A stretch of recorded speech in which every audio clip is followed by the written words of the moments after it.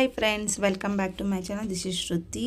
ಇವತ್ತು ನಾನು ಸಿಂಪಲ್ಲಾಗಿ ಮನೆಯಲ್ಲೇ ಯಾವ ಥರ ಮಸಾಲ ರೊಟ್ಟಿನ ಮಾಡ್ಬೋದು ಅಂತ ಹೇಳಿ ನಾನು ನಿಮಗೆ ತೋರಿಸ್ಕೊಡ್ತಾ ಇದ್ದೀನಿ. ಇದು ತುಂಬ ಸಿಂಪಲ್ಲಾಗಿ ಮಾಡಿದ್ದೀನಿ ಮತ್ತು ಮಕ್ಕಳಿಗೂ ದೊಡ್ಡವ್ರಿಗೆ ಎಲ್ಲರಿಗೂ ತುಂಬಾ ಇಷ್ಟ ಆಗುತ್ತೆ. ಇದು ಕಾಯಿ ಚಟ್ನಿ ಜೊತೆ ತಿಂದರೆ ಇನ್ನೂ ತುಂಬ ಚೆನ್ನಾಗಿರುತ್ತೆ.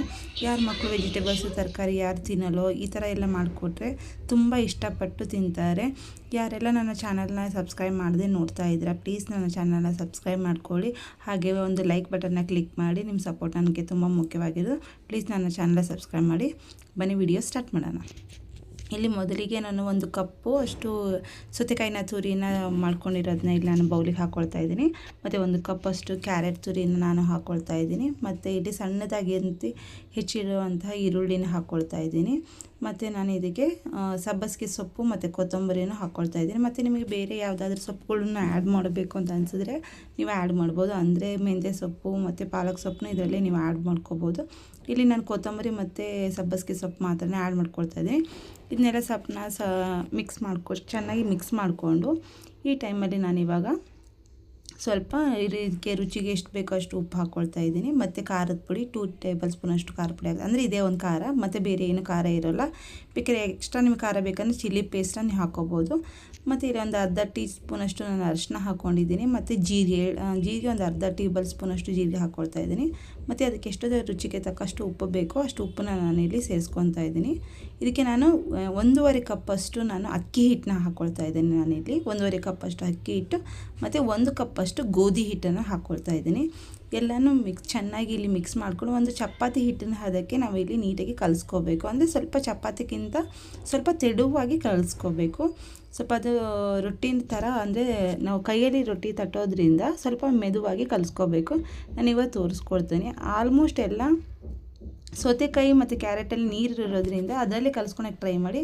ಇಲ್ಲ ಸಾಕಾಗಿಲ್ಲ ಅಂತಂದರೆ ಮತ್ತೆ ನೀವು ಎಕ್ಸ್ಟ್ರಾ ನೀರನ್ನ ಆ್ಯಡ್ ಮಾಡಿಕೊಂಡು ಇಲ್ಲಿ ನೀವು ಮಿಕ್ಸ್ ಮಾಡ್ಕೋಬೋದು. ನಾನು ಮತ್ತೆ ಎಕ್ಸ್ಟ್ರಾ ನೀರು ಆ್ಯಡ್ ಮಾಡಿಕೊಂಡು ನೋಡಿ ಈ ಹದಕ್ಕೆ ನೀವು ಈ ಹಿಟ್ಟನ್ನು ಚೆನ್ನಾಗಿ ಕಲಿಸ್ಕೋಬೇಕು.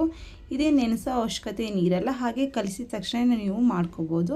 ಇಲ್ಲಿ ನಾನು ಒಂದು ಎಣ್ಣೆ ಪ್ಯಾಕೆಟ್ನ ತೊಗೊಂಡ್ಬಿಟ್ಟು ಜಸ್ಟ್ ಅದನ್ನ ಸ್ಕ್ವೇರಾಗಿ ಕಟ್ ಮಾಡಿಕೊಂಡು ಅದಕ್ಕೆ ಎಣ್ಣೆ ಹಾಕಿಬಿಟ್ಟು ಇವಾಗ ಕಲಸಿರೋಂತಹ ಹಿಟ್ಟನ್ನು ತೊಗೊಂಡು ಒಂದು ಚಪಾತಿ ಹಿಟ್ಟಿಗೆ ಎಷ್ಟು ನೀವು ತಟ್ಟಿಸೋಕೆ ತೊಗೊಳ್ತೀರಲ್ಲ ಅಷ್ಟು, ಅದಕ್ಕಿಂತ ಸ್ವಲ್ಪ ನಿಮಗೆ ಮಂದ ಬೇಕಂದರೆ ಮಂದ ತೊಗೋಬೋದು.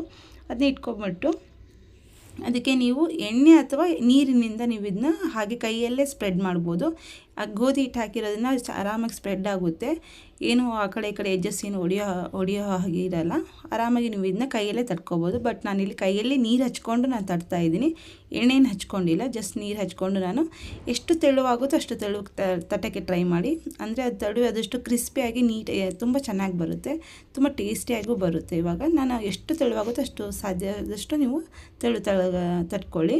ಇವಾಗ ನಾನು ಹಂಚ್ಕಾಯಕ್ಕೆ ಇಟ್ಟಿದ್ದೀನಿ. ನಾನು ಇಲ್ಲಿ ಒಂದು ಟೇಬಲ್ ಸ್ಪೂನ್ ಅಷ್ಟು ಎಣ್ಣೆ ಹಾಕ್ಕೊಂಬಿಟ್ಟು ಇವಾಗ ತಟ್ಕೊಂಡಿರೋಂಥ ರೊಟ್ಟಿನ, ನಾವು ಮಸಾಲ ರೊಟ್ಟಿನ ಜಸ್ಟ್ ಹಿಂಗೆ ಹಾಕಿ ಒಂದೇ ಸ್ಲಿಪ್ಪಲ್ಲಿ ಅದು ಬಂದುಬಿಡುತ್ತೆ. ಅದೇನು ಹಾಳೆಗೇನು ಹತ್ಕೊಳಲ್ಲ, ಎಣ್ಣೆ ಪ್ಯಾಕೆಟ್ಗೇನು ಹತ್ಕೊಳಲ್ಲ.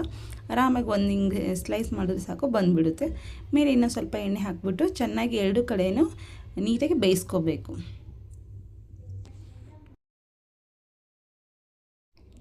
ನೋಡಿ ಈ ಥರ 2 ಕಡೆಯೂ ಎಣ್ಣೆ ಹಚ್ಚಿಬಿಟ್ಟು ನೀಟಾಗಿ ಚೆನ್ನಾಗಿ ಇದನ್ನು ಕೆಂಬಣ್ಣ ಅಂದರೆ ಗೋಲ್ಡನ್ ಬ್ರೌನ್ ಬರೋ ಅಷ್ಟು ನಾವು ಇದನ್ನ 2 ಕಡೆಯೂ ಚೆನ್ನಾಗಿ ಇವಾಗ ಬೇಯಿಸ್ಕೋಬೇಕು.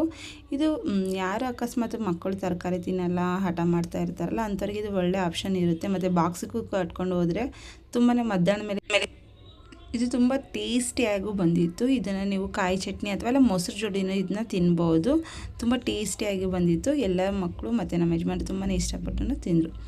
ಓಕೆ, ಇನ್ನೂ ಎಲ್ಲ ನನ್ನ ಚಾನಲ್ ಸಬ್ಸ್ಕ್ರೈಬ್ ಮಾಡ್ಕೊಂಡ್ರೆ ಪ್ಲೀಸ್ ನನ್ನ ಚಾನಲ್ ಸಬ್ಸ್ಕ್ರೈಬ್ ಮಾಡ್ಕೊಳ್ಳಿ. ಹಾಗೆ ಲೈಕ್ ಬಟನ್ನ ಕ್ಲಿಕ್ ಮಾಡಿ. ಎಂಜಾಯ್ ಯೋ ವಿಡಿಯೋ. ನೆಕ್ಸ್ಟ್ ವೀಡಿಯೋದಲ್ಲಿ ಮತ್ತೆ ಸಿಗೋಣ. ಮತ್ತು ನಿಮ್ಗೆ ಯಾವ ಥರ ಡಿಶಸ್ ಏನಾದರೂ ಬೇಕಿದೆ ಪ್ಲೀಸ್ ಕಮೆಂಟ್ ಬಾಕ್ಸಲ್ಲಿ ತಿಳಿಸಿ. ನಾನು ಮಾಡಿ ಅಪ್ಲೋಡ್ ಮಾಡೋಕ್ಕೆ ಟ್ರೈ ಮಾಡ್ತೀನಿ. Thank you. Enjoy the video.